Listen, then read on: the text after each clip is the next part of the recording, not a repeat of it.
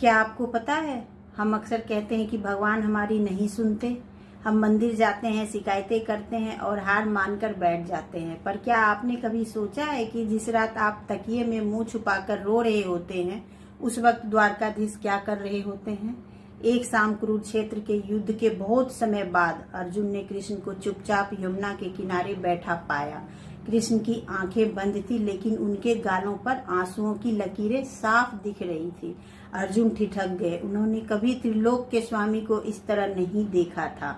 उन्होंने धीरे से पूछा, माधव, आप किसके लिए रो रहे हो? क्या सुभद्रा या द्रौपदी की कोई बात आपको चुभ गई, या फिर द्वारका में कुछ हुआ है?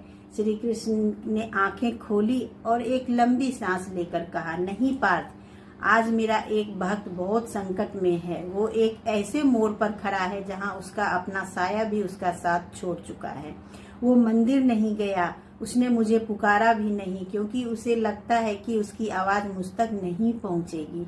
अर्जुन हैरान होकर बोले, अगर उसने पुकारा ही नहीं तो आपको कैसे पता चला? कृष्ण मुस्कुराए, फिर उस मुस्कान में गहरा दर्द था। उन्होंने कहा, पार्थ, गीता में मैंने कहा था कि मैं हर कण में वास करता हूँ। जब मेरा भक्त टूटता है तो उसके भीतर बैठा मैं भी टूटता हूँ। लोग समझते हैं कि मैं वैकुंठ में बैठकर तमाशा देखता हूँ, पर सच तो ये है कि जब कोई भक्त अपनी बेबसी में सिसकता है तो उस सिसकी की गूंज मुझे सिंहासन से खड़ा कर देती है। मैं उसके आंसू पोंछने नहीं आता, बल्कि मैं उसके साथ रोता हूँ। मैं उसे शक्ति देता हूँ कि वो आग से गुजर सके, क्योंकि सोना तभी कुंदन बनता है जब वो आग में तपता है। मैं उसे अकेला छोड़ता ही नहीं, मैं तो उसके दुख का बोझ आधा अपने कंधों पर उठा लेता हूँ, ताकि वो पूरी तरह टूट ना जाए। अर्जुन की आंखों में भी पानी भर आया। उसे समझ आया कि कृष्ण सिर्फ सारथी नहीं, बल्कि हर डूबती कश्ती का वो किनारा है जिसे हम अक्सर देख नहीं सकते।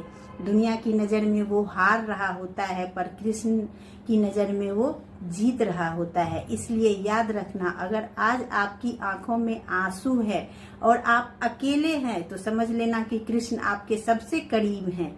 इंसान केवल उन आवाजों को सुनता है जो शोर करती है, लेकिन माधव उस मौन को सुनते हैं जो दिल के भीतर चीखता है। अगर आज की यह बात ने आपके दिल को छुआ हो तो कमेंट में हरे कृष्णा जरूर लिखें। लाइक शेयर करना ना भूलें। ऐसी ही कान्हा को समझने के लिए हमसे जुड़े और चैनल को सब्सक्राइब करें।